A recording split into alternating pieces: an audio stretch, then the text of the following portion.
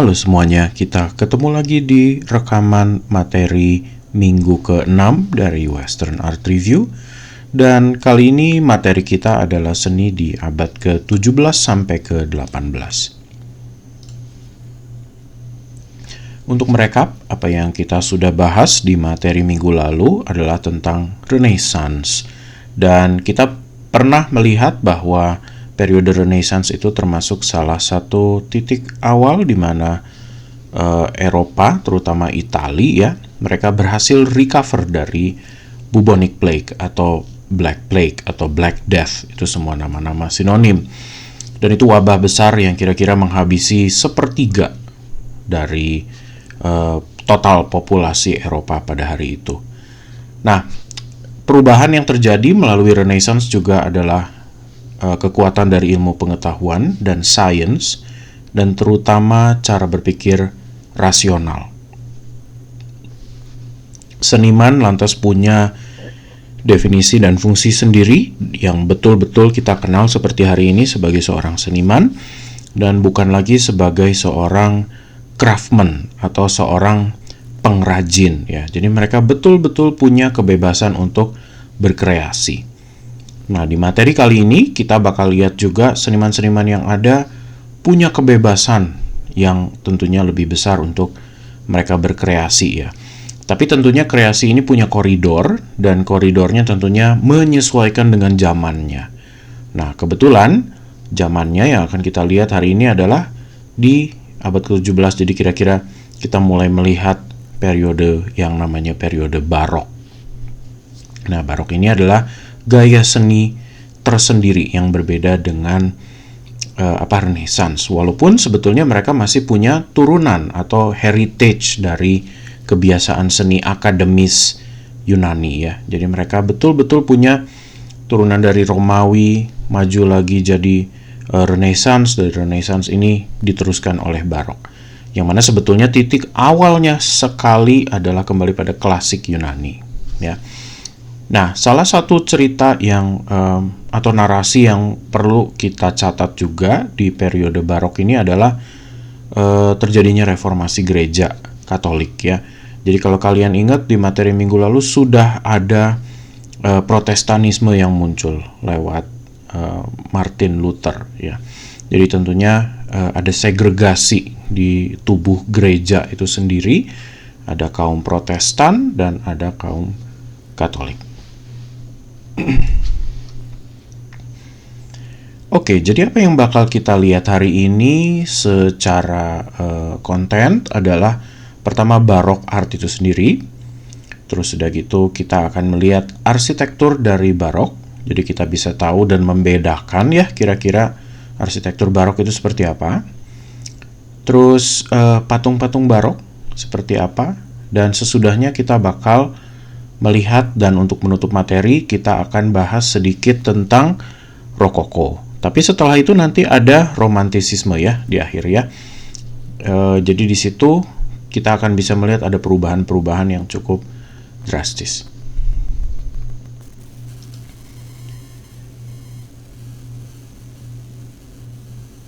Kalau kita mengingat lagi di periode yang lalu, materi minggu lalu, Renaissance itu dimulai salah satunya dengan ilmu pengetahuan tentang seni ya, itu catatan yang dibuat oleh satu orang yang saya sudah sebut, namanya Giorgio Vasari. Nah, lewat dia banyak fondasi tentang seni yang bisa disebut seni akademis itu jadi terdokumentasi. Saya tidak bilang bahwa academic art itu dibuat oleh Giorgio Vasari, bukan ya. Tapi dia mendokumentasi gitu jadinya ya. Bagaimana perkembangan itu terjadi. Nah, dan catatan-catatan dia itulah yang sebetulnya membantu bagaimana posisi academic art itu menjadi diperkuat lagi ketika masuk ke periode barok gitu kira-kira. Jadi kalau kalian lihat aja dari contoh-contoh gambarnya dari yang ada di PPT ini, tentunya sekian banyak gambar sudah menggambarkan realisme yang coba ditunjukkan sama mereka ya dalam bentuk fisik gitu. Walaupun tentu figur-figurnya ada yang ada malaikat, ada figur-figur yang mungkin bisa kita bilang sifatnya mungkin mistis atau fantasi gitu ya, tapi mencoba diadaptasi ke versi yang bisa dipercaya secara fisikal gitu, secara bentuk fisik ya. Oke, apa yang memunculkan gerakan seni barok ini? Jadi setelah gelombang kedua Renaissance yang kita lihat di materi minggu lalu, kekuatan gereja Katolik mulai sedikit melemah ya di situ karena adanya Protestanisme itu. Nah, kebetulan, jadi ini kita bicara tentang zeitgeist-nya ya, kira-kira ya. Gereja Katolik juga mencoba untuk mereformasi diri, jadi berbenah diri ya. Nah, apa yang mereka lakukan? Mereka mulai berhenti melakukan persekusi terhadap orang-orang yang tidak percaya atau dianggap melakukan heresi atau heretik gitu ya. Jadi orang-orang heretik itu yang menyimpang dari arus-arus utama itu mulai di stop, dikurang-kurangi gitu ya, karena tadinya memang sebetulnya ada gitu. Inquisition itu sudah terjadi dari sejak abad pertengahan, dan masuk ke Renaissance tentunya masih ada juga gitu ya, terjadi sedikit, tapi mungkin sedikit banyak sudah mulai sedikit berkurang, tapi toh masih ada sebetulnya. Terus The Bible Vulgate itu termasuk salah satu terjemahan Bible yang dasarnya dari Romawi ya, itu dicoba untuk di reinterpret, jadi diterjemahkan ulang dan tulisan-tulisannya dikoreksi supaya lebih mudah untuk dibaca dan dipahami oleh orang-orang yang membacanya gitu ya. Jadi kenapa dilakukan itu? Pertama, karena si Bible ini tadinya bahasanya Latin yang betul-betul bisa dibilang Latin versi kuno yang mungkin elit gitu ya. Jadi terlalu sulit untuk dipahami. Terus yang kedua juga banyak ketidakcocokan gitu mungkin ya. Mungkin entah keanehan penggunaan diksi kata atau apa gitu ya. Jadi dicoba diperbaiki di situ. Terus ada divisi-divisi Katolik yang mulai muncul, misalnya seperti Spanish Mystics itu. Kalau hari ini mungkin kalau kalian coba main game The Inquisitor di Steam, kalau kalian mau coba cari, ya kira-kira itu versi fantasinya gitu ya.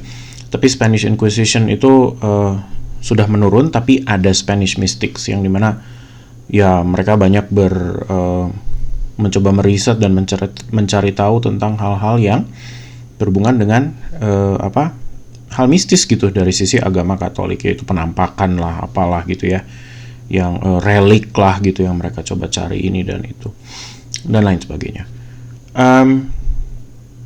Mereka juga berbenah diri terhadap bagaimana paus yang ada gitu ya. Sebelum-sebelumnya kan saya pernah bilang juga memang banyak terjadi penyalahgunaan kuasa misalnya gitu, terus terjadi korupsi gitu di dalam gerejanya sendiri juga.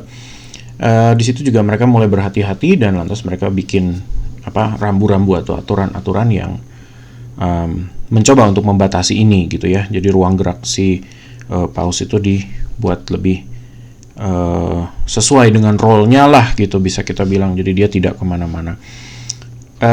Dengan kata lain, artinya gereja butuh sebuah identitas baru gitu ya, kurang lebih.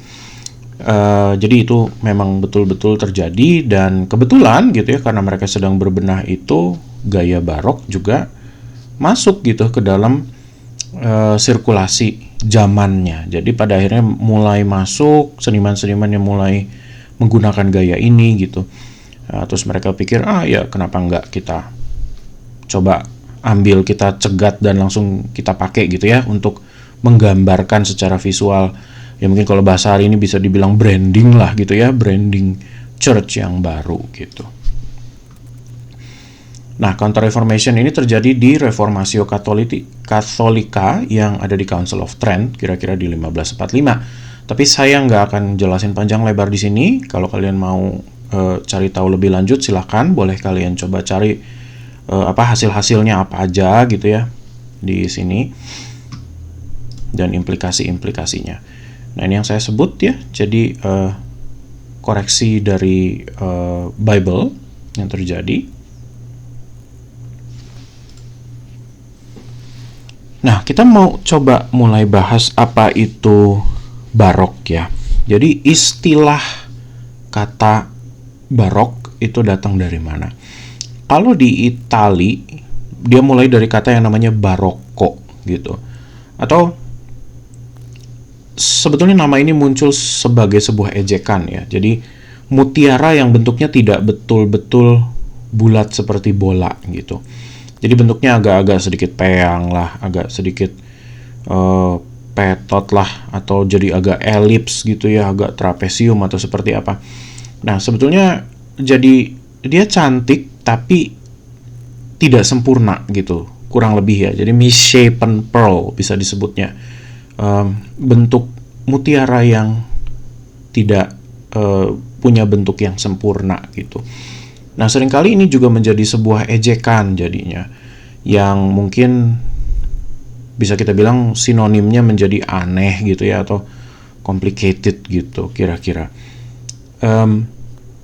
Karena memang dari standar klasik Yunani sendiri, kalau kita tahu ya, dari patung, dari apa segala macam, kan selalu punya tradisi untuk menyampaikan direct gitu ya, apa adanya, sesuai dengan bentuk visual di kenyataannya. Ditambah lagi kalau tradisi Renaissance itu selalu harus mengikuti kaidah-kaidah, apa, terlihatnya harus normal, kelihatannya harus bagus gitu kan ya, harus terlihat seperti orang-orang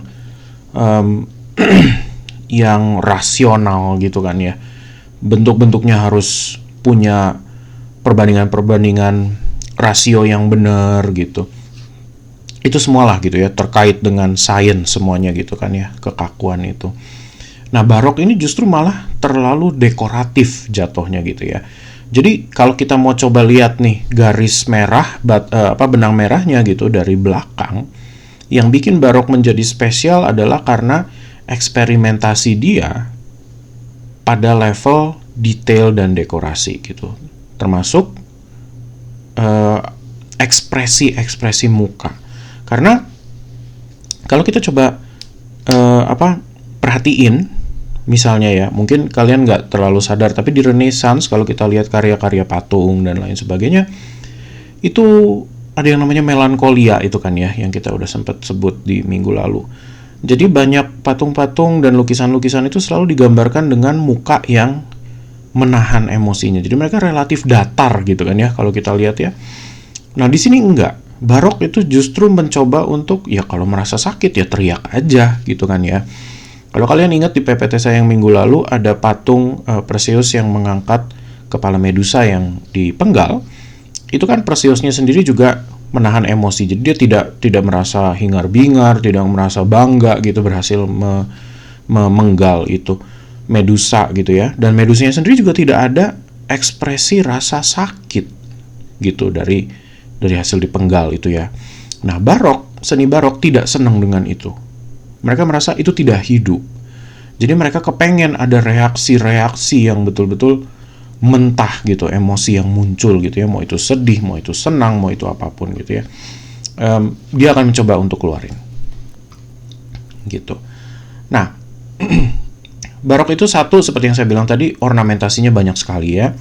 Jadi memang kalau kita lihat misalnya contoh patung yang di sebelah kanan, banyak sekali kain-kain yang jadi berkibar gitu ya. Jadi banyak lekuk-lekuknya, banyak sisi-sisi yang mungkin punya banyak bayangan gitu jadinya. Nah, itu super dekoratif gitu di barok itu. Dan bahkan patung-patung ini bisa terlihat jadi lebih elegan, lebih heroik gitu pada level ini ya. Karena betul-betul berbeda dengan standarnya Romawi yang hanya sekedar menunjukkan untuk keperluan propaganda gitu ya.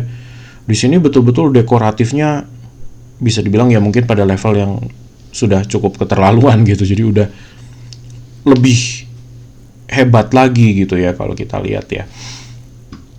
Terus nanti kalian akan kenal beberapa ada yang namanya iris dan filigree gitu. Nah, filigree itu contohnya selalu bentuk seperti tanaman yang ada di pojok kiri dan kanan atas dari PPT ini. Nah, itu namanya filigree. Kalau kalian lihat di karya seni barok ini akan cukup banyak nanti ya, terutama di arsitektur dan di grafis nanti ya. Kalau misalnya mereka bikin gambaran-gambaran di dinding atau fresko gitu, itu suka ada di situ gitu ya, atau di furniture biasanya juga. Nah, poin kedua adalah penggunaan yang namanya tenebrisme. Tenebrisme itu penggunaan gelap terang jadinya ya. Perlu diingat ini beda dengan chiaroscuro yang udah kita lihat di minggu lalu. Chiaroscuro itu sebetulnya gradasi gelap terang. Tenebrisme itu betul-betul satu sumber cahaya yang artinya betul-betul membuat dia menjadi dramatis. Nah, di situ bedanya ya kira-kira ya antara tenebrisme dengan chiaroscuro. Nanti kita akan lihat lebih lanjut. Terus karya seni barok itu dianggap elit karena memang ini karya seni yang gayanya hanya mampu dibeli oleh orang-orang kaya gitu. Ya, saudagar emas, orang yang punya usaha, raja, pejabat, kira-kira seperti itu.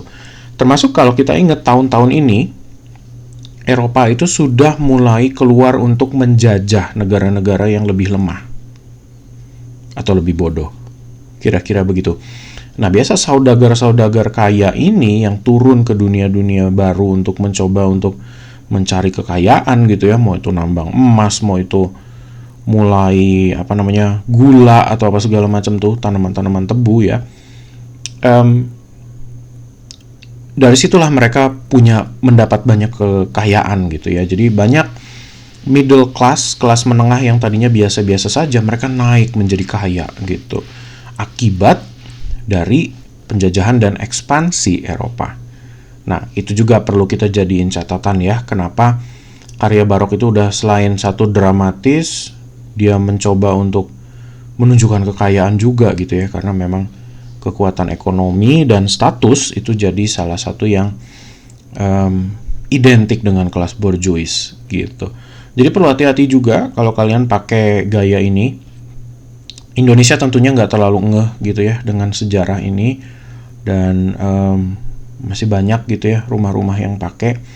Saya nggak against gaya seni barok, saya sendiri seneng gaya seni barok. Cuman kalau kalian udah tahu sejarahnya dan aware bahwa ini sifatnya menyombongkan diri gitu ya, rasanya mau dipakai untuk rumah atau untuk itu segala macam ya, jadinya agak nggak enak aja gitu ya kalau saya sih. Oke, barok itu kira-kira apa karakter-karakternya?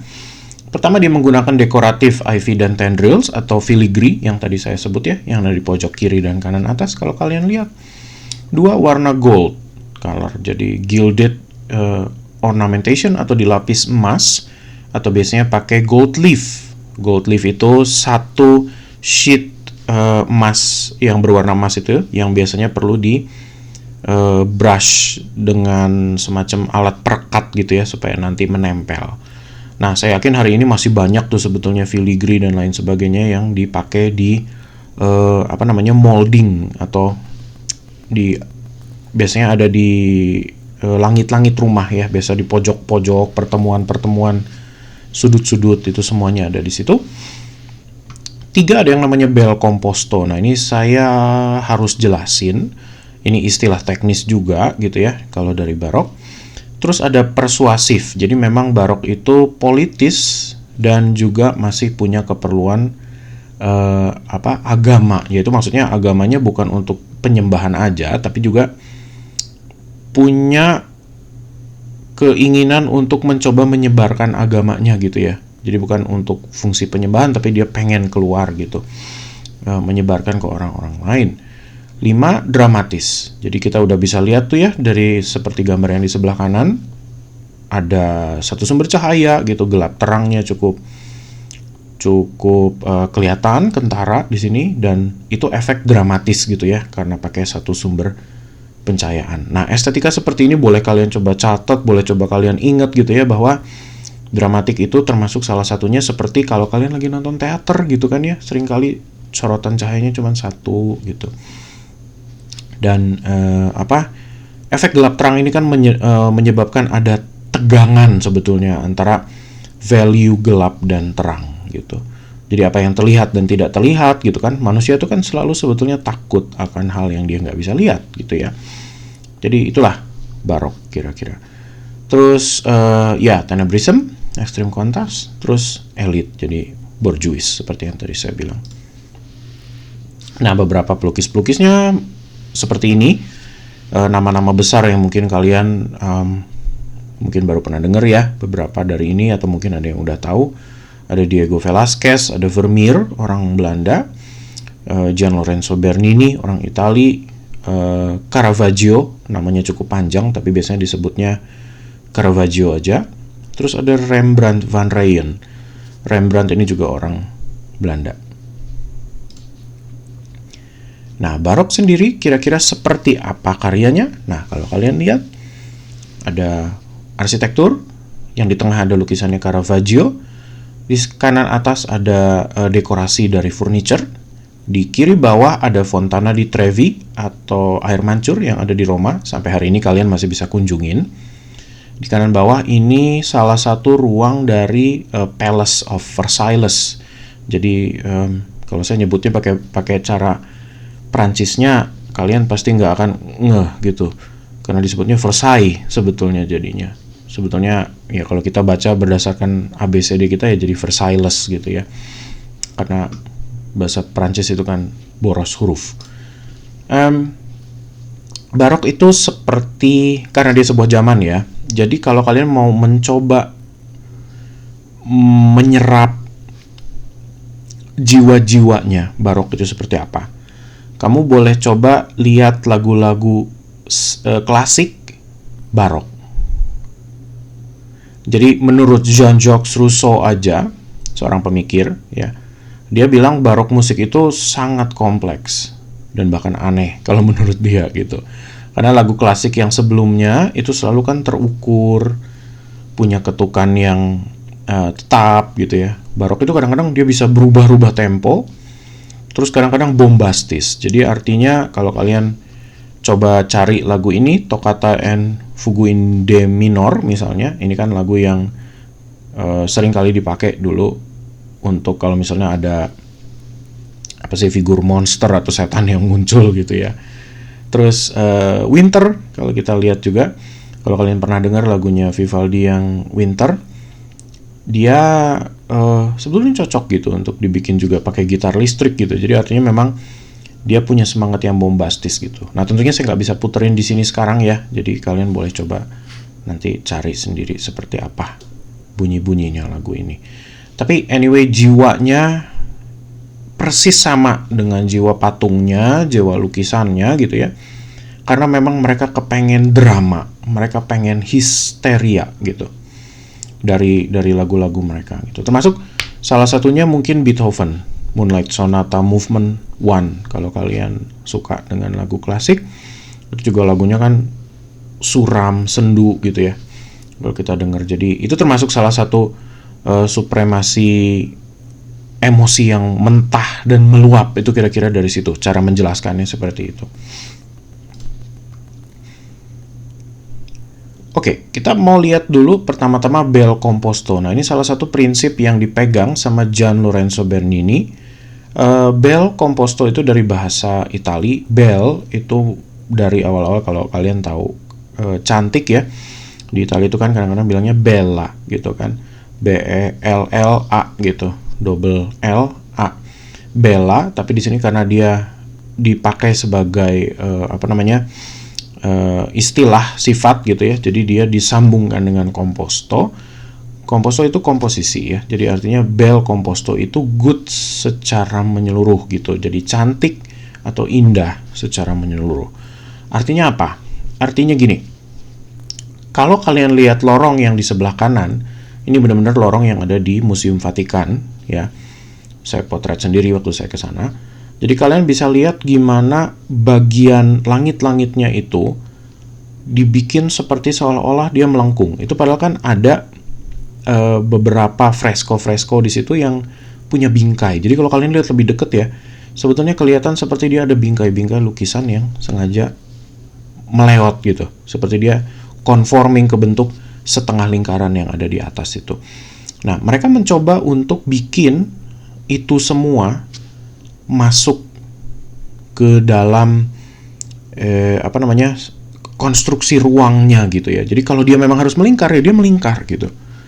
Terus ketika kita lihat dinding kiri dan kanannya gitu, transisinya sampai dia naik ke atas itu seperti fluid gitu, seperti air yang dia mengalir aja gitu, organik gitu ya. Nah itu bel composto. Jadi artinya dilihat betul-betul secara keseluruhan. Nah akan ada contoh-contoh lain lagi nanti, jangan takut ya. Nah what makes bel composto? Jadi artinya kalau kita pecah lagi gitu ya, bel composto itu ada beberapa trik atau teknik gitu untuk bikinnya ya. Jadi lagi-lagi ini dua istilah teknis. Pertama ada yang namanya quadraturo atau illusionistic architecture. Jadi dibikin ilusi ya. Terus ada quadririportati atau fake frames yang ditaruh di sekitar si freskonya itu sendiri. Gitu ya. Nah, yang dimaksud dengan quadririportati di sini adalah tentunya jelas. Jadi kalau kalian mau coba bayangin di gambar yang sebelah kanan ada fresko atau lukisan ya di belakang sana yang ada cherubim, 3 cherubim yang lagi terbang, terus udah gitu ada 2 perempuan, terus ada 1 bayi di tengah, ya kan, lukisan itu ya. Di sekitar ini ada frame lagi kalau kita coba lihat. Nah frame itu yang warna emas itu kira-kira ya, frame itu bingkai ya. Bingkainya kan kita bisa lihat ada setengah lingkaran di atas, terus bawahnya dia petak ya. Jadi bentuknya 90 derajat di kiri bawah dan kanan bawah. Nah ini adalah fake frame. Jadi sebetulnya ruangan ini kalau seandainya kita lepas frame palsu itu gitu ya, atau panel frame itu, langsung terlihat aja lukisan itu apa adanya gitu, atau fresko ya, saya lupa itu antara lukisan atau fresko, kalau saya nggak salah sih lukisan. Tapi ketika dia dikasih frame jadi kelihatan cantik gitu kan ya. Nah itulah yang bikin dia menjadi quadririportati gitu. Nah kalau quadratura di sini belum kelihatan. Nanti kita coba bahas di contoh berikutnya ya. Nah, di sini baru kelihatan. Mungkin akan sulit nih untuk kalian nyoba membedakan yang mana yang asli dan yang mana yang palsu. Jadi quadratura, contohnya ya, itu ada di frame-frame yang digambar, dilukis, tapi dia bikin ilusi seperti seolah-olah dia menjadi bagian dari bangunan itu. Gitu. Jadi fresko-fresko dan lukisan barok itu sengaja dibikin supaya dia mengalir dengan fluid gitu. Nah, prinsip-prinsip ini yang bikin mereka betul-betul kelihatan cantik gitu. Maksudnya saya sendiri juga suka karena itu gitu ya, dia memperhitungkan seperti betul-betul ruang yang kita bisa inhabit atau bisa kita masuki gitu ya. Itu betul-betul seperti punya jendela-jendela untuk keluar gitu ke dimensi-dimensi lain gitu ya. Itu jadi menarik banget. Nah, contohnya di sini dari karyanya Ludwig Seitz. Ini kebetulan gayanya seperti itu.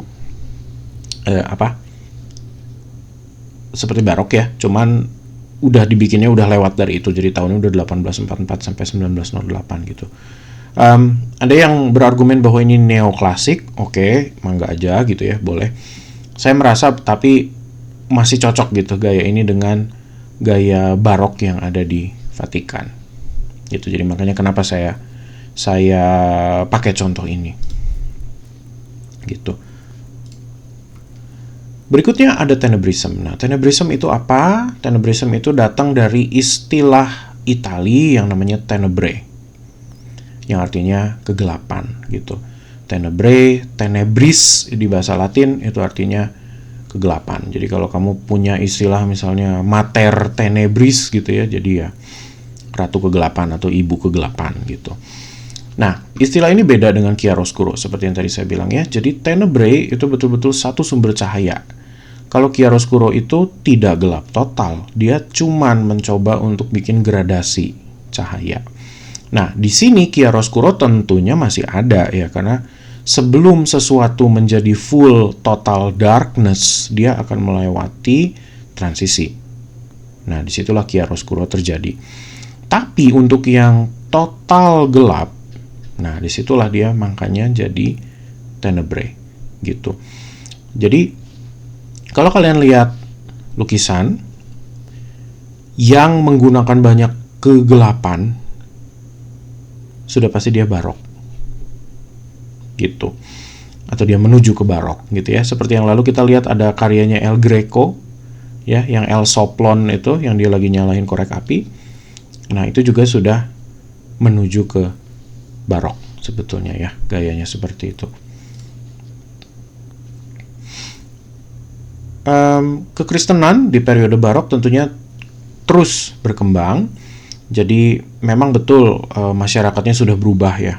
Jadi mereka jauh lebih rasional dan lain sebagainya. Itu juga salah satu sebab kenapa ya Barat hari ini kalian bisa lihat sendiri gitu ya, kenapa mereka jadi lebih banyak ateis dan mereka lebih berpikir saintifik dan rasional gitu.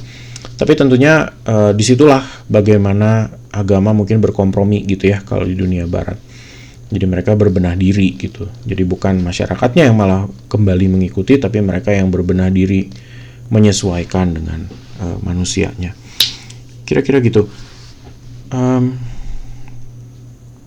Barok juga menjadi salah satu karya seni yang bisa kita bilang counter gitu ya dari sisi Katolik untuk mencoba untuk menekan gitu pengembangan Protestanisme.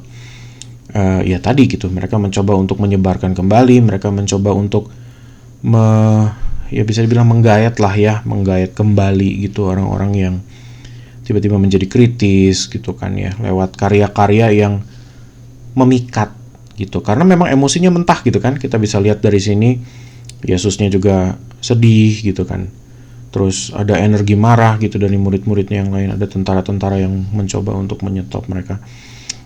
Ya tidak akurat tentunya gitu ya, tentara Romawi pada zaman itu ya armornya nggak kayak begitu gitu loh, tapi ya barok gitu kan. Periode itu armornya sudah pakai flutter head gitu kan, dan si pauldronnya udah beda gitu ya bentuk-bentuknya. Oke. Nah, fungsi keagamaan tadi itu kita bisa lihat juga yang membuat kenapa barok itu persuasif gitu ya. Persuasif dalam artian tadi ya, bisa bikin orang terpikat supaya dia bisa kembali gitu loh ke ke ajaran agama Katolik gitu ya. Barok tuh punya beberapa tenet sebetulnya. Jadi ada 3 yang paling penting adalah, saya singkat tadi di awal juga saya sebut, jadi DDM gitu ya kalau saya sebut. Itu dari istilah Italia yang namanya delectare, docere, dan movere gitu. To delight, teaches, dan moves. Jadi bikin orang tergugah, bikin orang tercerahkan gitu, karena si lukisannya mengandung subjek-subjek yang keagamaan ya, mau itu Yesus, mau itu Bunda Maria, mau itu orang suci atau siapapun. Terus bikin orang tergerak gitu. Jadi tergugah itu kan sebetulnya cuman wah jadi seneng ngelihatnya gitu ya. Tapi kalau tergerak itu kan menjadi efek dari tergugah itu gitu lah. Setelah dia orang tergugah, orang melihat lukisan itu lebih lama atau karya itu lebih lama, maka mereka mungkin bisa merasa kasihan, merasa takut, merasa kaget gitu dan lain sebagainya. Lukisan atau karya-karya barok juga sebetulnya bisa dibilang sebagai devotional image. Saya cuma pakai istilah itu karena kalau saya nyebut Andachtsbild itu sebetulnya istilah Jerman yang bisa dibilang sebagai devotional image gitu ya. Jadi cara ngejelasin ini yang paling gampang adalah kalau kalian lagi di tengah perang atau kalian lagi di dalam keadaan yang betul-betul stressful gitu ya di dalam hidup kalian ya, apapun agamanya gitu. Ini cukup general sebetulnya. Kalau kita mau sebut sebagai ada orang yang saking ketakutannya, misalnya dia pegang-pegang liontin bentuk salibnya gitu ya, Atau buat kalian yang mungkin pakai tasbih gitu, kalau pas kalian lagi mencoba berzikir gitu, kalian mencoba mendekatkan diri ke Tuhan dan jadi berdoa gitu ya, pakai tasbih gitu. Setiap dari dua kesempatan tadi, kalau kalian coba lihat, itu kan sebetulnya kembali untuk menyalurkan ke satu objek gitu kan ya. Kalau orang Kristen mungkin pakai liontin bentuk salibnya itu gitu. Sedangkan kalau yang Muslim mungkin pakai tasbih tadi, atau pegang Al-Quran misalkan gitu ya, atau kitab sucinya gitu. Apapun lah gitu ya. Saya yakin agama lain punya juga katalis atau objek yang bisa dipakai. Nah, itu devotional object namanya ya kalau tadi ya.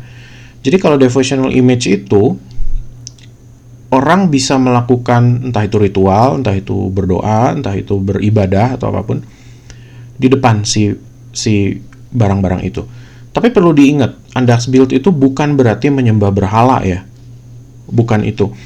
Jadi objek-objek itu dibuat supaya bikin kita jadi lebih kusyuk gitu misalnya ya. Jadi lebih fokus gitu kalau seandainya orang lagi beribadah gitu, atau faith-nya, rasa percayanya gitu jadi lebih kuat. Nah, di situ yang bikin konsep ini berbeda. Nah, Andachtsbild itu seperti ini. Jadi memang ada salah satu gereja yang saya pernah kunjungin di Roma misalnya. Nah, gereja ini namanya San Luigi dei Francesi. Mereka punya 3 lukisan dari Caravaggio yang betul-betul mereka taruh di dinding mereka itu ya. Banyak orang yang ke situ dan berdoa di depan ini, di depan karya ini. Jadi memang disediakan tempat gitu ya untuk berlutut dan berdoa. Lagi-lagi bukan untuk berhala, tapi mereka mencoba menghayati gitu ya. Jadi Andachtsbild itu digunakan untuk penghayatan yang lebih dalam sebetulnya gitu. Nah, konsepnya seperti itu ya. Oke, beralih dari bahasan tentang keagamaan dan politik keagamaan, kita mulai masuk ke sisi politis sekuler gitu ya. Jadi keluar dari agama tuh. Karya seni barok itu juga menjadi politis karena mereka dipakai oleh orang-orang elit ya. Jadi bayangin kalau di kita mungkin, kalau gaya seni barok itu misalkan masih berkibar hari ini dan masih populer, maka mungkin caleg-caleg, presiden-presiden dan lain sebagainya akan meminta dirinya digambarkan seperti ini di lukisan gitu ya, karena mereka mencoba menunjukkan propaganda. Nah, ini fungsinya jadi mirip dengan patung-patung Romawi yang Art of the Empire gitu ya. Nah, karya seni Rembrandt ini misalnya yang judulnya Night Watch, kalian masih bisa lihat karyanya di Rijksmuseum di Belanda ya, di Amsterdam. Kalau kamu ke sana, kamu akan bisa lihat ini karya cukup gede gitu ya. Ini ngegambarin tentang salah satu kapten, namanya Kapten Banningcock, dan timnya gitu ya, pasukannya. Nah, ini sebetulnya Night Watch ini kalau diterjemahin ke bahasa Indonesia jadi nggak menarik. Namanya ya kayak patroli malam gitu ya, jadi kayak orang ronda gitu sebetulnya kalau di Indonesia ya, tapi itu yang mereka lakuin gitu ya. Si Kapten Banningcock ini mencoba untuk menunjukkan sisi heroisme dirinya, bahwa dia berjasa untuk kotanya gitu kan ya. Dia bawa orang-orang ini dan mampu memimpin gitu, dan orang-orang ini siap gitu kalau seandainya ada serangan atau ada kejahatan gitu ya. Nah, seperti itulah yang coba ditunjukkan di sini gitu ya. Jadi ada sisi politis juga di situ dari karya seni itu. Nah, ini juga beberapa contoh lagi dari Bel Composto ya kalau kita lihat. Nah, di sebelah kanan kalau kalian sadar, dia kembali lagi ke bust ya, bentuk bust dari Paus Leo ketiga. Terus dia juga menjadi Bel Composto karena kalau kalian lihat ada tanaman-tanaman yang dipegang tuh sama 2 cherubim itu ya, dan dia keluar dari frame gitu. Nah, Bel Composto selain dia dilihatnya bagus secara keseluruhan, tapi dia juga kadang-kadang keluar dari batasan-batasan yang udah ditentukan gitu ya. Jadi yang mana ini sebetulnya mencoba mendobrak kebiasaan Renaissance kan. Kalau kalian ingat lagi, Renaissance itu sebegitu kaku dan semuanya dipetak. Dicoba untuk dibikin precise ada di dalam frame. Gitu kan. Di Barok ini semua jadi berubah gitu karena dia mencoba untuk keluar untuk menjaga sisi organik gitu ya dari karya-karya ini. Dan itu yang bikin menarik memang. Oke, karakter dari lukisan Barok ya. Ini kita mencoba bergerak sedikit ke Age of Enlightenment namanya. Jadi itu ya kira-kira mid tengah-tengah abad 17 gitulah ya. Ini ada pelukis Diego Velázquez yang saya tadi udah sebut ke kalian di depan. Jadi beberapa karakter dari Baroque painting itu biasanya satu facial expression-nya atau ekspresi mukanya cukup mentah ya, emosinya jadi senangnya kelihatan gitu. Rasa sakit mungkinnya kalau seandainya ada dia akan keluar juga gitu. Terus poin kedua adalah sense of urgency. Jadi kayak tadi ya waktu lukisan Yesus ditangkap gitu, kita bisa lihat gitu kan ada rasa yang kayaknya ini sedang terjadi sekarang dan sangat cepat gitu. Movement juga ya di Barok kita lihat tadi kalau kalian ingat lukisan awal yang Eros yang menginjak Cupid yang lain itu ya. Juga kan seperti ada rasa dorongan yang menghunjam gitu ketika dia nginjek ke bawah gitu. Terus dramatik dan teatrik. Jadi itu juga udah saya sebut ini konsisten ada terus gitu ya. Di teatriknya di mana kalau misalnya di lukisan Las Meninas ini ya kita bisa lihat dari semua pembantu-pembantunya itu ya. Jadi yang menjadi fokus utama dari lukisan ini adalah si anak kecil yang di tengah, yang paling pendek, yang pakai gaun putih. Kira-kira gitu. Karena ini memang si tuan putrinya itu gitu ya.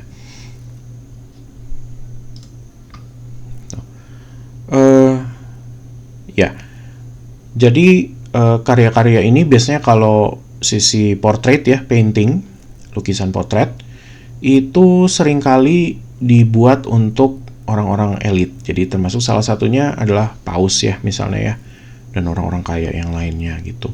Jadi karena belum ada fotografi pada zaman-zaman itu, maka tidak aneh ketika mereka menggunakan medium lukisan gitu ya. Nah ini beberapa kasus. Jadi ada kasus pertama adalah Johannes Vermeer. Kalau kita lihat ini lukisan terkenal ya, yang namanya Monsieur met de Parel atau Girl with a Pearl Earring.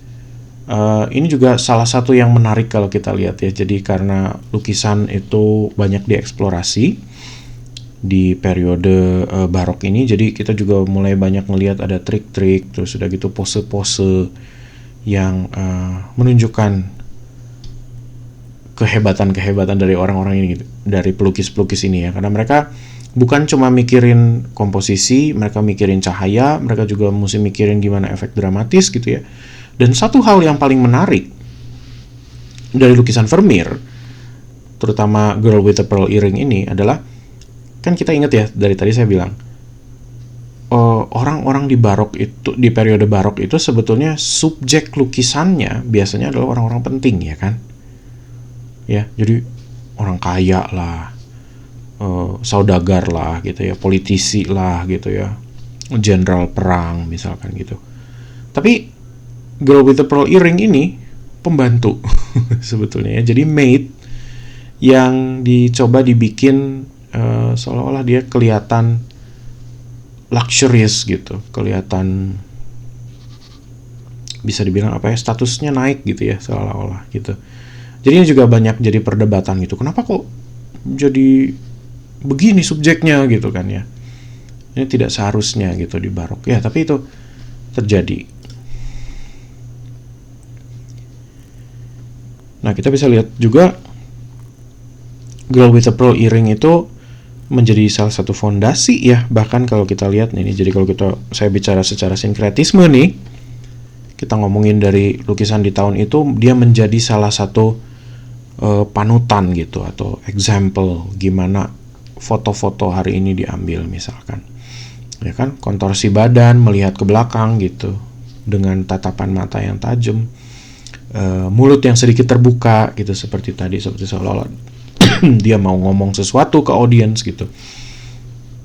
Itu semua ciri-ciri itu ya jadinya. Oke, berikutnya kita coba bahas arsitektur barok. Nah, arsitektur barok itu apa aja? Jadi sebetulnya arsitektur barok itu terjadi ketika tadi ya, jadi si gerejanya mencoba memperbaiki diri dan lain sebagainya. Dan kebetulan memang kota Roma itu menjadi epicenter utama karya seni barok. Walaupun kalau kita lihat gitu ya, di Prancis, di Paris gitu, itu juga cukup banyak ya karya arsitektur barok. Tapi anyway, karena pausnya memang menyediakan dana dan dia memanggil banyak seniman-seniman untuk mempercantik kota dan membangun gereja gitu dengan arsitektur gaya barok gitu ya. Jadi memang disitulah kenapa Roma tuh sebetulnya cukup lengkap ya. Jadi arsitektur dari zaman Romawi ada, mau kamu cari Renaissance ada, mau cari barok juga ada gitu ya. Karena memang disitulah titik terjadinya. Nah, bahkan gereja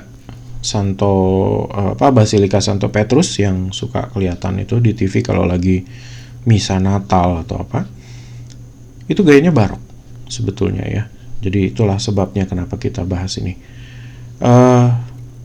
Ini adalah arsitektur pertama yang ada di Roma yang disebut the first Baroque architecture gitu ya.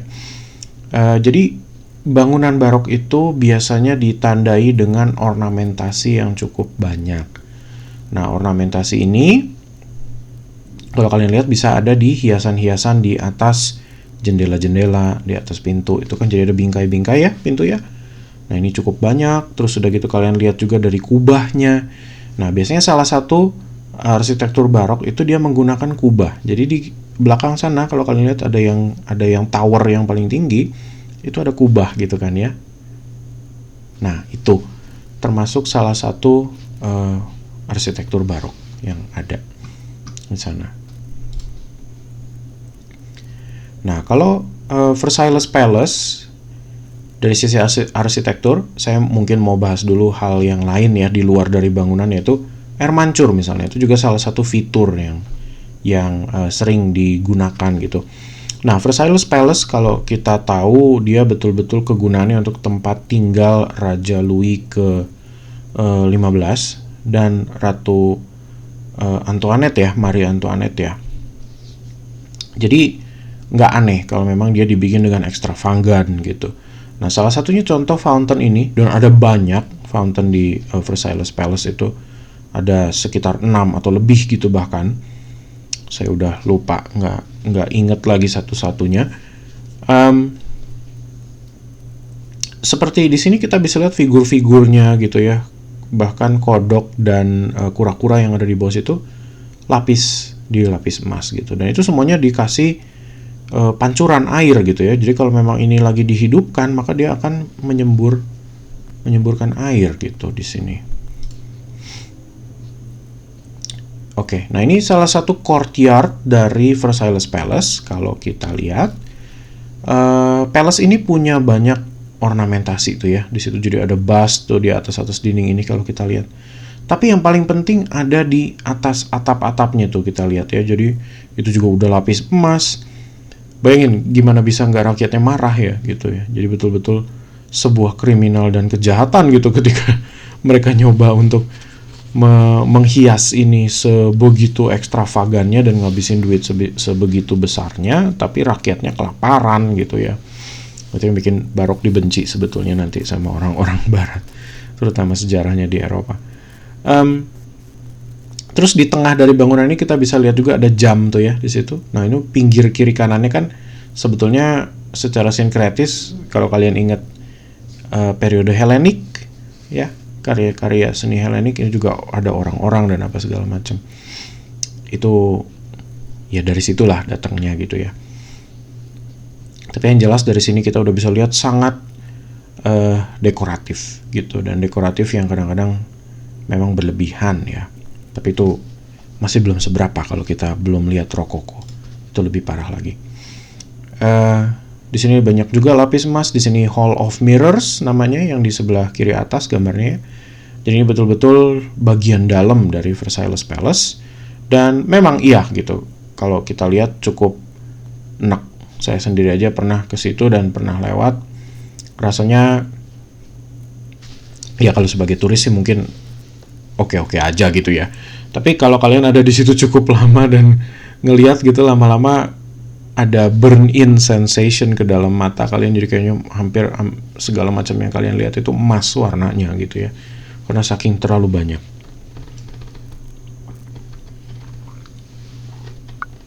Di luar itu juga ada garden yang memang fungsinya lebih untuk dekoratif gitu ya. Jadi memang garden di barok itu seringkali jiwanya gimana manusia mengontrol alam gitu. Jadi terbalik ya sama filosofi Timur Asia, di mana kita melebur ke alam gitu. Jadi ya kita patuh pada alam, kita tunduk pada alam. Kalau Barat tuh enggak, kita mengontrol alam gitu jadinya. Itu kelihatan dari gimana cara mereka memperlakukan itu. Nah, Versailles Palace itu symbol of power ya, jelas ya. Jadi dia merepresentasikan Raja Louis ke-16, bukan ke-15 ya, berarti ya, XVI, Le Roi Soleil. Jadi the Sun King kalau seandainya disebut namanya dia tuh, jadi sering disebutnya sebagai itu gitu ya, Raja Louis ke-16 itu. Dan ini simbol dia yang kalian lihat di sebelah kanan.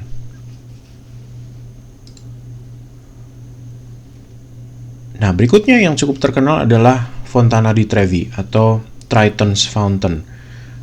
Triton, Trevi itu semua Poseidon sebetulnya, jadi nama lain ya dari Poseidon kalau mereka.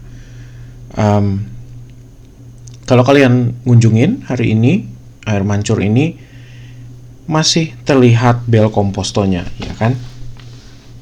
Karena dia melebar keluar gitu.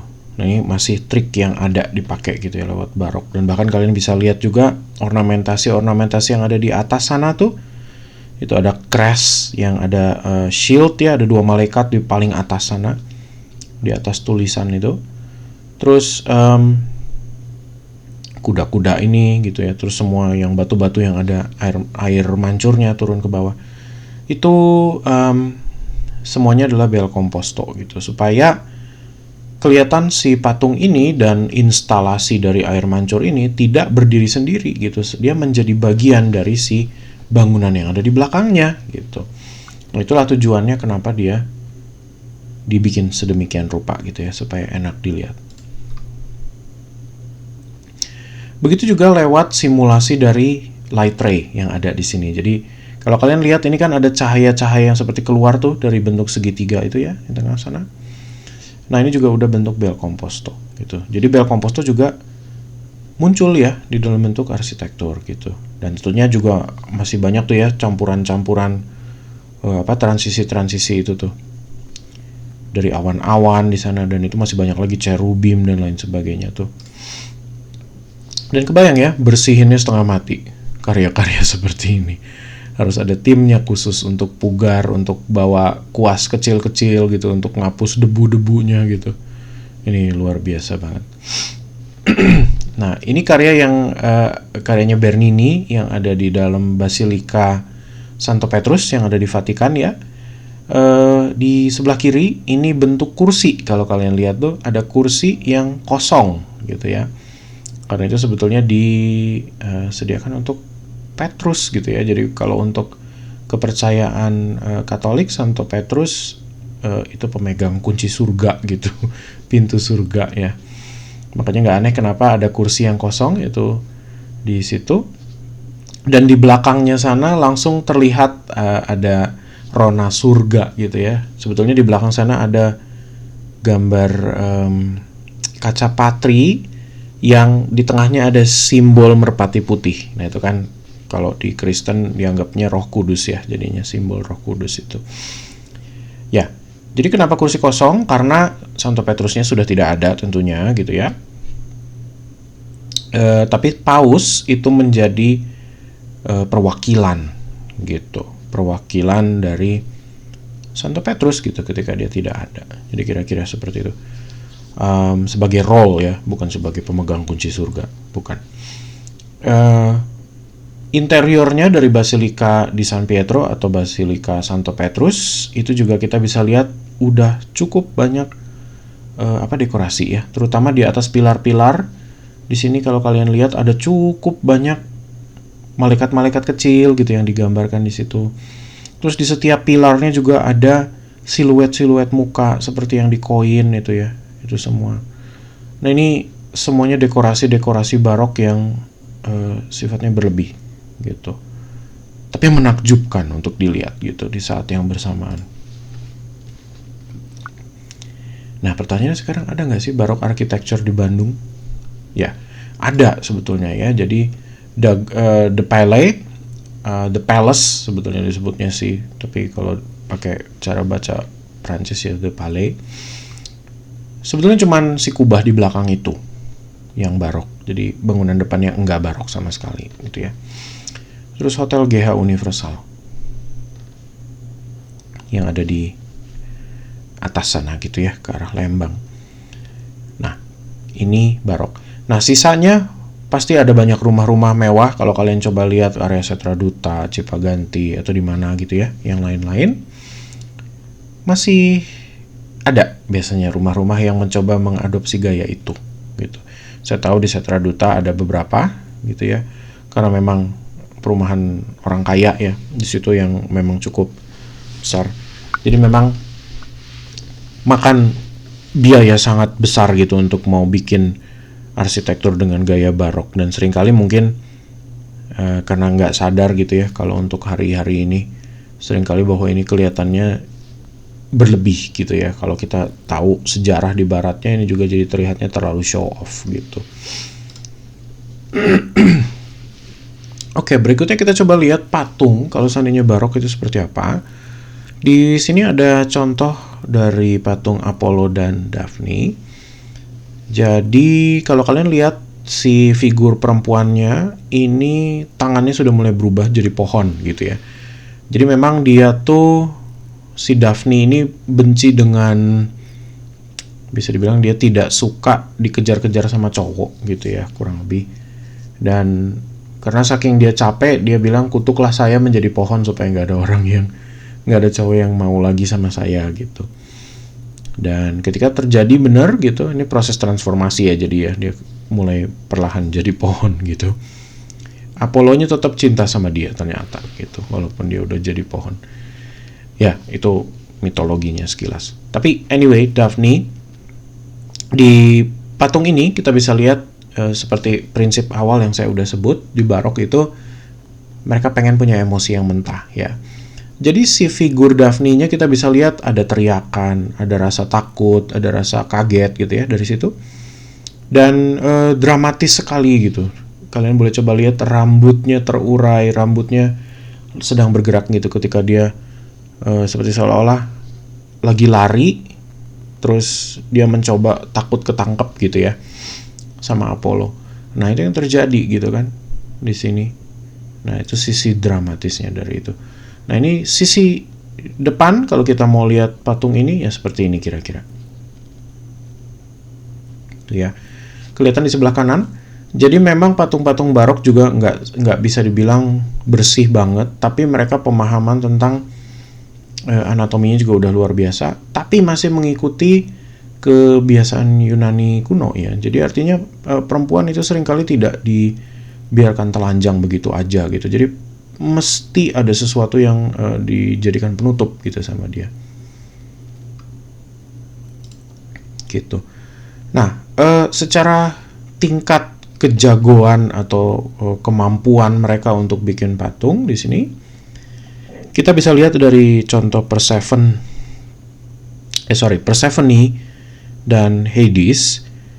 Jadi kalau kalian nggak tahu mitologinya, ini adalah Dewi Proserpina atau Persephone yang ditarik jadi dia dikawini ya sama Hades atau dewa dunia bawah, dewa kematian. Sehingga dia cuman boleh muncul kembali ke dunia manusia kalau spring gitu. Tapi di luar itu semuanya dia berada di neraka gitu ya, di dunia bawah gitu kira-kira. Nah, di sini kelihatan dia nggak mau sebetulnya gitu, tapi karena dipaksa ya. Jadi kalian bisa lihat ada air mata di situ, terus dia juga memaksa untuk ngedorong si Hades gitu kan ya. Nah, ini yang karya seni barok itu sangat-sangat tertarik gitu untuk nunjukin emosi mentah ini gitu ya. Itu kelihatan juga. Dan di luar itu kalian bisa lihat juga betapa empuknya gitu. Itu si Hadesnya kan nyoba untuk mencengkram dia gitu ya. Itu pahanya kelihatan banget betapa empuknya gitu ketika dibikin seperti itu. Jadi memang kekuatan mereka untuk bikin patung udah berkembang gitu dan naik satu step di atas itu gitu. Ini luar biasa banget kalau kita lihat. Oke, ini tadi udah sempat saya tunjukin. Nah, sekarang kita kembali lagi ke jembatan ini, Ponte di San Angelo. Yang lalu saya sudah sempat nyebut bangunan yang di belakang itu gayanya Romawi ya. Tapi patung-patung yang ada di jembatan ini semuanya murni gaya barok. Makanya lagi itu saya sempat sebut, tolong jangan lihat patungnya ya, karena itu bukan gaya Romawi, itu semua gaya barok. Dan di sini kalian bisa lihat. Oke, salah satu dari genre yang lagi itu di periode Renaissance diciptain itu sama Albrecht Dürer ya, kalau kalian masih ingat.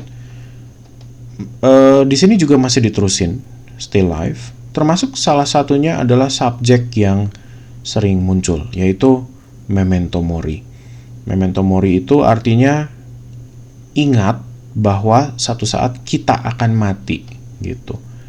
Nah, karena kita akan mati, maka ya kita harus kembali ke Tuhan gitu kan ya. Nah, itu juga salah satu trik bagaimana karya seni barok itu mencoba membawa orang kembali gitu ya ke agama.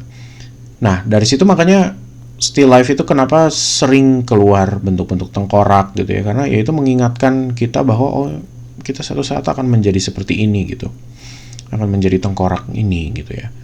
Makanya Cupid di situ juga kelihatan dia tidur di atas tengkorak gitu, karena ya itu mencoba menerima nasib gitu, atau istilah Italianya amor fati.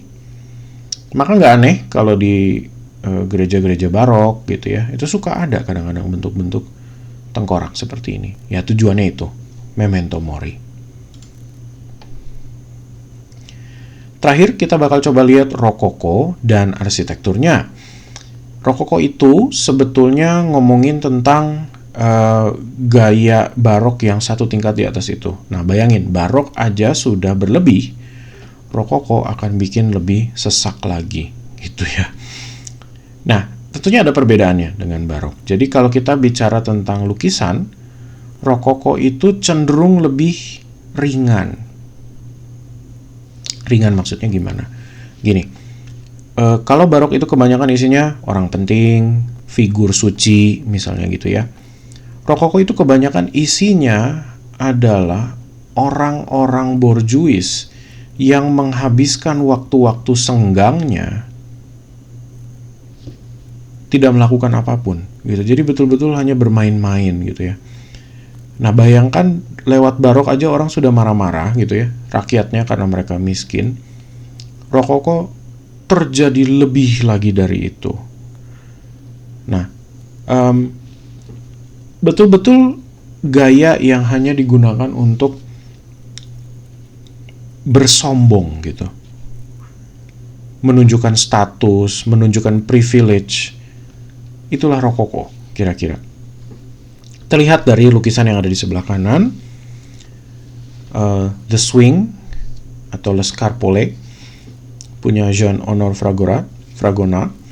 Dia menggambarkan satu figur bangsawan perempuan yang sedang main ayunan, tapi juga di saat bersamaan dia sedang pacaran dengan yang ada di kiri bawah itu ya. Sedangkan figur yang ada di belakang sana itu membantu dia untuk mengayun gitu, mengayun terus. Jadi kemungkinan besar itu ya pembantunya gitulah ya, bisa kita bilang gitu. Nah, lukisan rokoko itu cenderung light dan airy, atau artinya ringan gitu ya. Light maksudnya ringan, dan airy itu berudara, tidak pengap. Kenapa nggak pengap? Bayangin aja, tadi waktu kalian lihat lukisan barok, itu kan gelap, serius banget gitu ya. Kayak seolah-olah kita di tengah ketegangan itu kita juga menahan napas gitu kan, karena saking harus berfokusnya. Di sini ringan dalam artian ya dia main-main gitu kan. Beda kan rasanya kalau kamu nonton film horor sama kamu nonton film komedi gitu. Ya kan ketawa-ketawa aja gitu kan kayaknya. Ya, ringan gitu. Itu yang saya maksud. Ya, ini beberapa contoh lagi dari Fragonard. Kira-kira seperti itu karya-karyanya. Jadi kebanyakan dia menunjukkan bangsawan yang sedang ya courting gitu ya, jadi pacaran istilahnya. Nah, rokoko kalau kita lihat dari arsitekturnya, lihat betapa berlebihnya ini. Gitu. Bahkan kalau ada tempat yang bisa masih kosong maksudnya gitu ya, tempat yang masih kosong dan harus diisi, akan mereka paksa isi gitu. Nah, ini salah satu room juga dari istana di Jerman kalau saya nggak salah, di Belgia atau di mana gitu. Tapi juga dipakai di Prancis ya. Jadi itu disebutnya sama mereka salon dekor gitu. Nah, ini kita mau coba lihat sekarang gereja yang gayanya rokoko. Ini Ottoburen Abbey, sisi luarnya seperti itu. Tapi begitu kita lihat ke dalamnya, dia akan langsung kelihatan lebih tadi ya, ringan dan playful, itu yang saya bilang berudara atau airy itu. Karena warna-warna yang dipakai bukan warna-warna serius. Kalau kalian ingat di barok, tadi kan putih emas kebanyakan gitu ya. Putih emas kaca gitu. Di sini area putihnya banyak, terus tiba-tiba ada mulai penggunaan warna marmer misalnya seperti ini yang merah, hijau, pink gitu ya sedikit. Jadi itu warna-warna yang lebih menyenangkan untuk dilihat gitu ya, dan ya lebih happy lah bisa dibilang gitu secara psikologi warna, dan dampaknya kelihatan gitu. Tapi di mata rakyat yang pada hari itu tentunya miskin ya, mereka akan marah-marah gitu ya. Nah, kombinasi dari antara rokoko dan barok inilah yang menyebabkan nanti terjadi revolusi Prancis gitu ya. Kalian tahulah pasti sejarahnya udah pernah belajar ya. Pemberontakan, penjara Bastille yang dihancurin, kriminalnya dibebasin gitu kan ya. Terus ada lagi gelombang kedua tuh sebetulnya tuh, kalau kalian suka nonton film atau pernah nonton film Les Miserables misalnya, itu udah gelombang kedua dari revolusi Prancis gitu ya. Nah, saya tinggalin video di sini karena saya nggak akan puterin, tapi anyway boleh kalian tonton sendiri ya. Gitu. Nah, terus apa desain elemen yang kita bisa ambil dari barok? Kita bisa lihat banyak hal sih sebetulnya. Gilded filigree, jadi seperti ini ya. Ini kekhasan barok banget kalau kita lihat. Terus udah gitu tentunya kalau lukisan tadi ada gelap terang gitu ya dari situ. Itu juga beberapa rasa gitu yang bisa kita ambil, jadi ada ketegangan dan apa segala macam. Itu khas banget dari lukisan-lukisan barok. Oke, sebelum kita loncat ke romanticism, kita mau coba bahas dulu neoklasik di tengah. Jadi barat itu seringkali kalau mereka udah merasa berlebihan, mereka butuh untuk kembali ke basic gitu kan. Saya udah sempat bilang ya, gimana dari abad pertengahan kembali ke Renaissance misalnya. Setelah Renaissance berkembang jadi barok, terus tiba-tiba mereka merasa berlebih, kita harus kembali lagi ke titik awal gitu ya. Maka kembalilah mereka memang ke neoklasik gitu. Nah, tapi tentunya bukan berarti dia murni kembali jadi Yunani klasik beneran ya. Jadi neoklasik itu sebetulnya dia kembali ke subjek-subjek dan kembali ke romantisasi masa lalu. Sebetulnya kira-kira begitu. Nah, neoklasisisme itu adalah sebuah pergerakan seni yang mencoba untuk keluar dari keinginan tadi itu ya, rokoko dan barok yang terlalu berlebih gitu. Jadi mereka mencoba meninggalkan itu dan dia kembali ke heroisme, mereka kembali lagi ke kebiasaan-kebiasaan itu ya. Jadi menggambar sesuatu harus betul-betul terlihat realistis gitu, harus diperhitungkan semua proporsi dan lain sebagainya itu. Tapi di saat yang bersamaan mereka tidak meninggalkan sisi politis gitu dari kemampuan seni itu. Nah, makanya tetap walaupun mereka kembali ke seni akademis Yunani ya, jadi klasik itu sebetulnya seni akademis tuh. Kenapa dibilang akademis? Karena kalau kalian ngambil sekolah seni di barat yang klasik, ya kalian akan dijejelin belajar ini sebetulnya semuanya gitu ya. Nah, karena mereka kembali ke seni yang akademis, maka ya mereka kepengen untuk kembali ke sisi-sisi politis yang membawa ke kebaikan gitu. Jadi karena latar belakangnya gini loh, dari dua ini kalau kita lihat ya, misalnya ya, Amerika tuh sudah mulai segregasi. Mereka kepengen untuk memecahkan diri dari Inggris gitu kan ya. Ya, ada kejadian Boston Tea Party kalau kalian tahu. Terus udah gitu Paris sendiri udah pernah ngelakuin penjara Bastille yang dihancurkan itu ya, lewat revolusinya. Nah, neoklasik itu punya genre-genre tentunya karena mereka pengen kembali gitu ya ke yang dulu, maka mereka bisa kembali ke mitologi, mereka bisa kembali ke portrait dan self-portrait gitu, sama mereka juga tetap bisa kembali lagi ke fungsi politis gitu. Nah, ini yang tidak mereka tinggalkan gitu ya. Tapi neoklasik itu mencoba untuk tidak pamer secara berlebih gitu ya. Jadi dramatisasi tadi gelap terang dan lain sebagainya buat mereka kayak udah kurang-kurangin deh gitu ya. Jadi buat mereka itu udah cukup enak, mungkin udah berlebih gitu. Langsung kelihatan lagi dengan jelas kalau barok itu emosi mentah. Di sini mereka kembali lagi ke proporsi-proporsi yang tepat dan pembagian komposisi itu loh. Jadi semua area-area space-nya dibikin sedikit lebih terukur gitu. Jadi contohnya nih yang kayak saya bikin di sini ya. Jadi ada bentuk segitiga di situ, terus udah gitu pembagian pilar gitu kan, dengan yang ada di belakang sana tuh ada 3 arch, terus udah gitu ada kekosongan di tengahnya. Itu kan semuanya menjadi simetris gitu ya. Jadi agak sedikit kembali lagi ke periode Renaissance mungkin ya jadinya. Terus yang kembali lagi juga kita lihat adalah emosi yang disupres. Nah, itu perempuan-perempuan yang ada di situ, di tengah kekhawatirannya mereka tidak mencoba untuk teriak, tapi malah mereka menahan diri gitu ya. Termasuk tentara-tentara yang kita bisa lihat di sini nih, tentara Romawinya. Terus udah gitu orang yang merebut pedang itu kan juga dia nggak mencoba untuk menunjukkan rasa struggle gitu kan, ada kuat-kuatan tarik-tarikan gitu ya, tapi dia betul-betul mukanya datar aja gitu. Nah, itulah suppress emotion. Sini juga ya, jadi heroismenya juga heroisme yang elegan gitu kalau kita lihat ya. Jadi karyanya Emanuel Lutz misalnya, dari George Washington Crossing the Delaware itu, Washingtonnya juga nggak tiba-tiba jadi sangat teriak-teriak atau seperti apa gitu ya. Napoleon juga sama gitu, dia tidak mencoba untuk ngelakuin itu di situ, padahal kita bisa lihat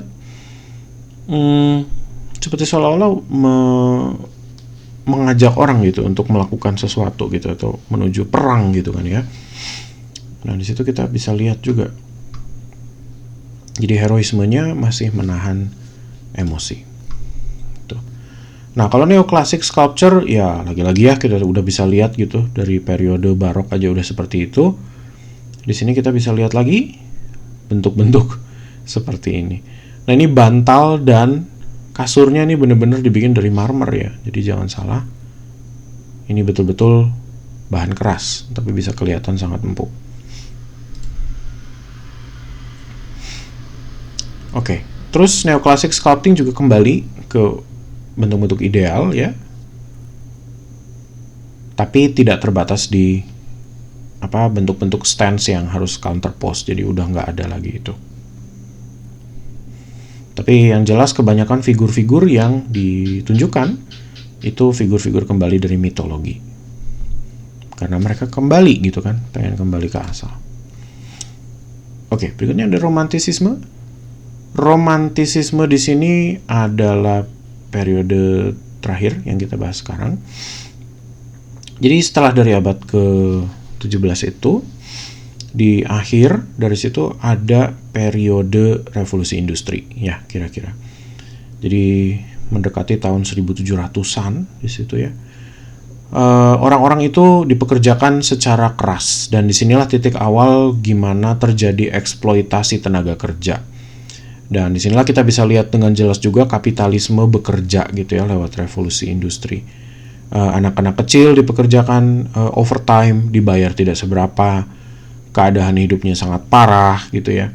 Jadi dari semua kegiatan-kegiatan itu, budaya kerja yang seperti itu, sistem uang yang betul-betul mencoba untuk memperkaya mereka yang sudah kaya gitu ya. Ya kapitalisme kan seperti itu sebetulnya. Manusia tuh jadi mulai berpikir gitu. Kenapa sih kita hidup kayak begini gitu kan ya? Itu selalu muncul tuh di manusia tuh ketika terjadi zaman-zaman seperti itu. Jadi ketika kita ngomongin masalah itu, manusia jadi mencoba melarikan diri sebetulnya dari dunia yang mereka harus hadapi gitu. Kalau mereka kerja setiap hari begitu-gitu aja hidupnya, duitnya nggak dapat seberapa, nggak bisa kemana-mana, hidupnya selalu ngepas gitu kan, lama-lama menjadi tertekan gitu, terus menjadi menjadi nihil gitu. Nihil itu cara berpikir yang ngapain sih gue begini, nggak ada gunanya gitu kan ya kira-kira ya. Nah benar, dan orang-orang sampai pada titik itu gitu ya. Nah ketika mereka sampai pada titik cara berpikir nihil tadi, putus asa gitu ya, pikirannya menjadi suram, menjadi negatif, mereka kembali meromantisir sesuatu sebetulnya gitu. Nah, ketika saya sebut romantisisme, sebetulnya apa sih yang dimaksud romantisisme di sini gitu ya? Mungkin kalau hari ini kalian sadarnya romantik itu mungkin kayak gini gitu kan. No. Bukan romantik yang model-model drakor dan cerita-cerita cinta itu gitu ya. Tapi mereka meromantisir alam sebetulnya. Jadi alam kan murni, alam tidak kenal kapitalisme, alam tidak kenal modernisasi, alam tidak kenal pabrik kan gitu. Alam tuh ya hakikat hidup manusia gitu kan, seharusnya kan gitu, kita ada di alam gitu kan, dan ke alam lah seharusnya kita berpulang gitu. Nah disitulah makanya kenapa alam diromantisir sama mereka. Nah kelihatannya seperti apa gitu? Kelihatannya begini. Jadi kalau kita lihat gambar yang sebelah kiri ya, ini lukisan Wanderer Above the Sea of Fogs oleh Caspar David Friedrich. Kalau kita lihat, kebanyakan romantic painting itu karena dia mendewakan alam, biasanya figur utamanya relatif kecil gitu, alamnya besar. Itu salah satu faktor pertama yang bisa kita lihat ya. Jadi kalau kalian dapat karya yang kira-kira seperti itu gitu ya, atau karyanya Raden Saleh tuh, kalian boleh coba perhatiin ya.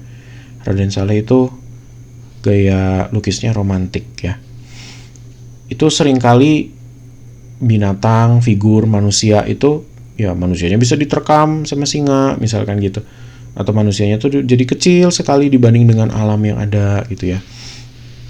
Atau hal yang lain juga bisa manusianya atau hal yang dibikin manusia itu kandas, dihajar oleh alam gitu. Ya inget ya, lagi-lagi di sisi romantisisme itu gayanya mereka mencoba untuk mendewakan alam. Jadi seperti lukisannya The Raft of Medusa punya Theodore Géricault, si rakitnya itu hancur diterjang ombak, dan orang-orangnya betul-betul dibiarkan at the mercy of nature gitu. Jadi alam bisa aja gitu kan menghancurkan mereka kapanpun juga gitu, dengan ombak lebih besar atau terpukul karang dan lain sebagainya. Jadi artinya manusianya tidak berdaya gitu di tengah alam kalau dibandingkan alam ya. Nah, dari situlah makanya alam itu dikembalikan pada level yang sublim. Tuh. Kalau kalian ingat di abad pertengahan kita ngebahas tentang sublim. Sublim di situ kan tunduk pada Tuhan gitu kan, karena kita merasa kecil, Tuhan itu lebih besar gitu kan. Kita masuk ke dalam satu gereja yang kayaknya lebih gede gitu. Kita merasa takut, ada rasa tunduk, ada rasa itu semua gitu. Itu sublim. Kalau pada level agama. Tapi di romantik, sublim itu menjadi alamnya yang penuh kuasa. Kira-kira gitu. Nah, sublimity itu yang dikejar di romanticism. Jadi ingat ya, sublim di abad pertengahan sama sublim di romantik itu beda. Karena apa yang mereka coba cari dari sisi estetika juga beda. Gitu. Nah, mudah-mudahan kalian bisa bedain di sini ya. Gitu. Nah, sublim juga tidak melulu harus soal alam. Sublim itu juga bisa ke bagaimana manusia kalau seandainya dia perang, kita melebur jadi satu gitu ya. Jadi kalau orang yang lagi marah nih gitu, pergi perang barengan gitu ya, terus kita menyerang bersama. Nah, rasa kalian kuat di dalam satu grup itu, nah itu menjadi sublim gitu. Jadi kayak seolah-olah kalian disatukan sama satu energi yang sama, cara berpikir yang sama, kemarahan yang sama gitu ya, fungsi dan tujuan yang sama gitu. Nah itu maka menjadi sublim. Hal yang saya mungkin bisa jelasin adalah gini. Coba bayangkan kalau kalian lagi jalan sendiri dan tiba-tiba kalian berpapasan dengan satu grup orang, ada 20 gitu, berjalan ke arah kalian. Ada nggak rasa takut yang muncul? Kemungkinan besar ada gitu ya. Mungkin bukan rasa takut ya, terintimidasi gitu mungkin ya. Karena mereka lebih banyak dan kita sedikit, cuman satu orang misalnya, atau cuman beberapa orang gitu ya. Nah, itu tuh udah termasuk ke rasa sublim sebetulnya gitu ya. Karena sublim itu juga bisa rasa takut, takjub, kecil gitu kan. Ingat ya, kalau kalian ingat dari abad pertengahan. Nah, rasa sublim itu juga bisa muncul di tadi itu, ketika kita ngelihat satu grup besar atau dorongan spirit secara bersamaan gitu. Orang-orang itu kan kalau banyakan kan dia membentuk satu spirit ya, yang sama gitu. Dan ketika dipertemukan sama kita yang sendiri gitu ya, jadi kerasa gitu, powernya kan beda gitu ya. Nah itu.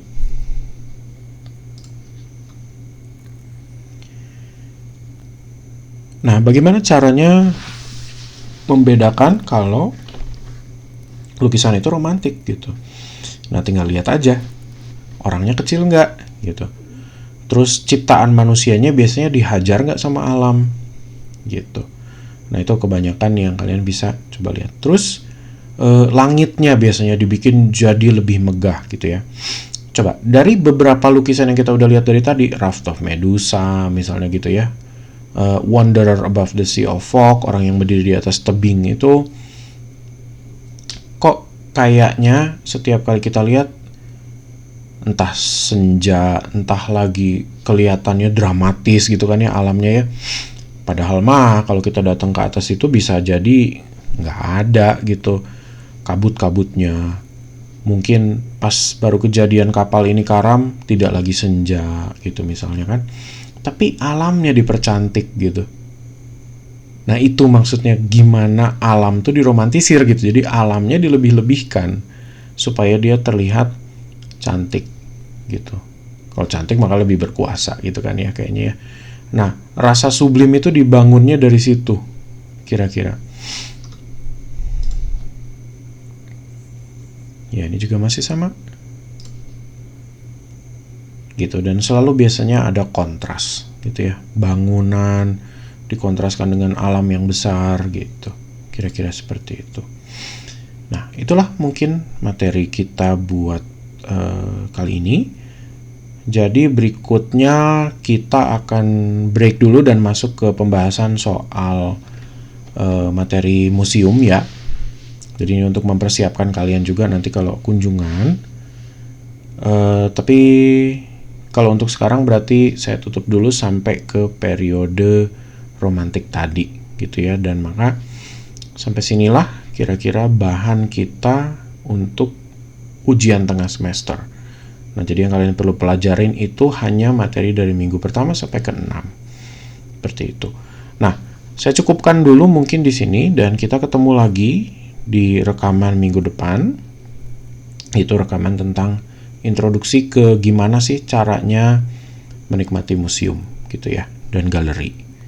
Kira-kira gitu. Oke, sampai ketemu lagi di rekaman berikutnya.